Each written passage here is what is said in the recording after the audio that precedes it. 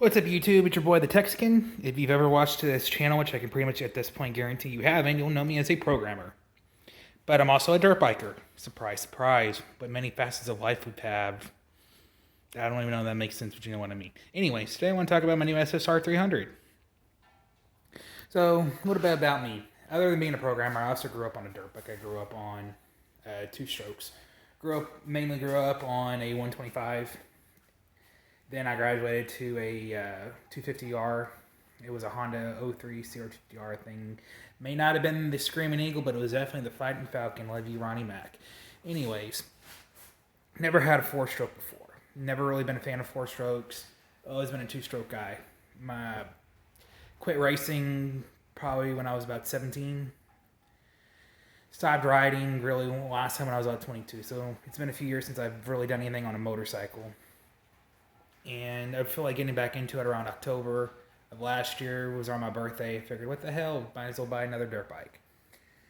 Anyways, I couldn't really find anything. I was looking at Facebook Marketplace, Craigslist, anywhere that I could potentially find a decent secondhand bike, and they were outrageously expensive. And I know what a lot of you guys are going to say.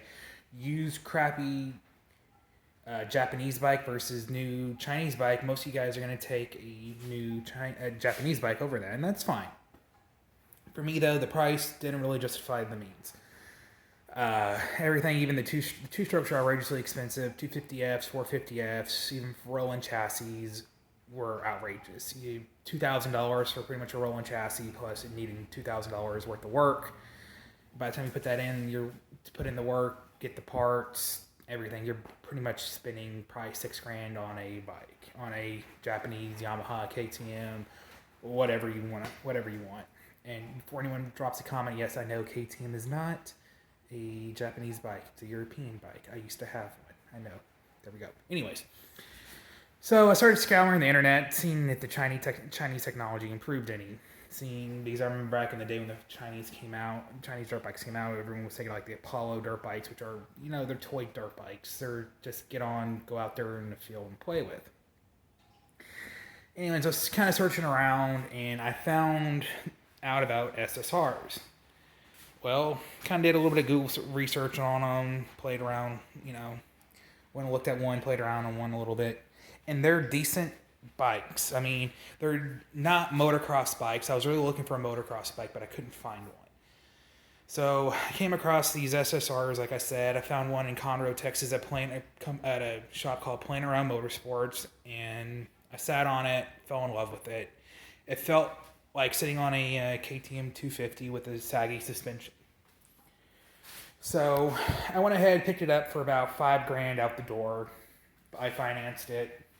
It's pretty easy to finance, and I've only had a chance to ride it a few times, but it's a decent bike. I mean, I would not call this a motocross bike or racing bike as it is. But I think with a little bit of TLC, it could potentially become a decent motocross bike. Right off the bat, the suspension's kind of saggy, and it has this weird key thing. I don't know who in their right mind thought that was a good idea, but yeah, somebody put a key on it. That we all know we need keys on dirt bikes. Thank you. Anyways, they're designed in China, but they're manufactured in California. So they're kind of Chinese American, I should say. Now, like I said, this is not really a true motocross bike. It's set up to be more or less a off-road dirt bike, which is fine for me because I got bad knees, bad back, bad shoulder, and I really don't think I can do hardcore motocross like I used to anymore. So this bike should be sufficient for anyone like me who's in their, early 30s, late 20s, early 30s, who's looking to go putt around the trails, or maybe even go, putt around a track a little bit. Anyways, the bike comes with a lot of cool features right off the bat. First off, it's breakaway levers, which is pretty cool. Breakaway front brake and breakaway clutch, which is pretty cool because if you're like me, that's the first part that always went. Probably didn't get that in frame. Probably got my truck in frame, but see, I'm not lying. Did a little bit of setup on it already, moved the front brake over. And you'll see they also have kickstands. Now, like I said, Not a motocross feature. That is a trail feature, which is kind of, I don't know. I'm going to take that off here in a bit anyways. I do plan on going on the track after I get a heavier suspension put on it. Now, there is a few things on here outside the key that I don't like, and that's the plug and the electric starter. I really don't know which part it is, but this bike is very hard to start cold. So switch this stupid key on. And there's a petcock over here, which is right here. Turn the petcock on, let it sit for a couple seconds. Now, it's going to be 8 levels of hell to start with this plug.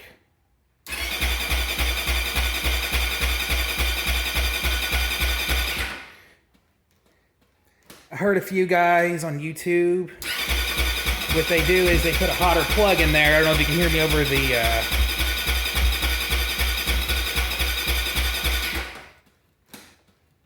the bike revving, but usually what I'd like to do is give it a little bit of gas, and it'll start, and it'll stall sometimes like that.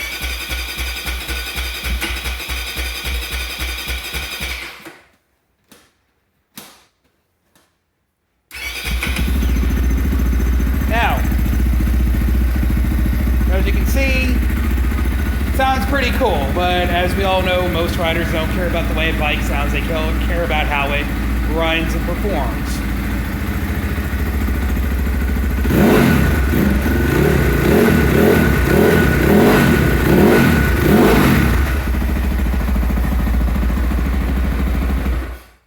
As you can see, it takes a little bit to start, and frankly, with the kickstart on here, which I don't know why they put an electric start and a kickstart on here at the same time, it's still pretty hard to start.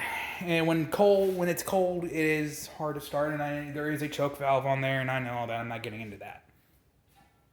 Now, like I said, why they put a electric start and a kickstart on here at the same time too, I don't know. That, to me, is kind of mind-boggling. But, hey, I didn't design the bike. Now, I do know that Electron Carbs does make a carburetor for this bike, and with a little bit of, how-to, a little bit of elbow grease, you can actually turn this into a pretty fast bike, from what I understand. Also, the FMF and Pro Circuit, or at least Pro Circuit does, I think FMF does too, they make a custom exhaust for the SR300s, and it's supposed to really increase the horsepower on these things, which is probably something that when I get some money is I'm going to be installing on the bike in the near future, and I'm going to try to figure out how to get rid of this key. Now, overall, like I said, I haven't ridden this bike much. But I would say the little bit I have ridden it, it's a solid 7 out of 10. It has some weird quirks. As it stands, I put it as like a slightly underpowered 250F. The compression on the bike is kind of low when you go to kick it, with no surprise, no surprise there. It's not a race bike. It's a off-road bike, which is, it is what it is. It's not, I don't think this bike is designed to be out on the track as it is, ripping it up 8 hours a day. Do I think this bike has the potential to become a motocross bike? Yes, I do. I think it would need a lot of TLC, which is something I'm planning on doing to it. Like taking off the skid plate. I don't know how much weight that's going to reduce. Maybe seeing if I can put some better forks on there. And putting Electron Carb in it, stuff like that. I think this bike could have some potential. Now, there are some things I absolutely love about this bike. I love the breakaway levers that are stock. I mean, that to me is friggin' awesome. I love the bike as it stands right now. Like I said, there are some really weird things about it. For example, the kick and the electric start. I promise that'll be the last time I bring this up. The plastic It has this weird snap together plastic that bolts on in several places, which is kind of weird to me. I'm used to my CRF, my CR, I never had a CRF, my CR and my SX 125, where this plastic didn't snap together right here like that. I don't know why they did that to make it one solid piece like this. Certainly do not like this key. If you leave the bike on, you're basically going to drain your battery. I'm going to see if I can do a little bit of rewiring on that just to bring it straight up to the electric start. But outside of that, I mean, for $5,000 out the door for a brand new dirt bike, you really can't go wrong. I mean, I personally think it's going to be a great little bike. Like I said, probably not going to be ripping it up on the track that much. But we'll see. It'll be a good bike to get my legs back with, to get my riding legs back with. So if you're in the market for an SSR, or a dirt bike, a dirt bike in general, and you're an older guy like me, maybe not plan on doing competitive racing, motocross racing anyways, this might be the option for you. You do get a brand new bike for $5,000. And it's comparable in quality, I would say, to probably a CRF. When I used to race, I broke parts literally all the time. I'm going to break parts in this one. So, for price to tear up a brand new bike, you can't beat it. So, I'm going to post some more updates later on. Maybe reshoot this video, as I'm sure I'm going to get some hate for the way I babbled and rambled onto this video. But in the meantime, you have a good day. And I'm the Texican, and I'm out.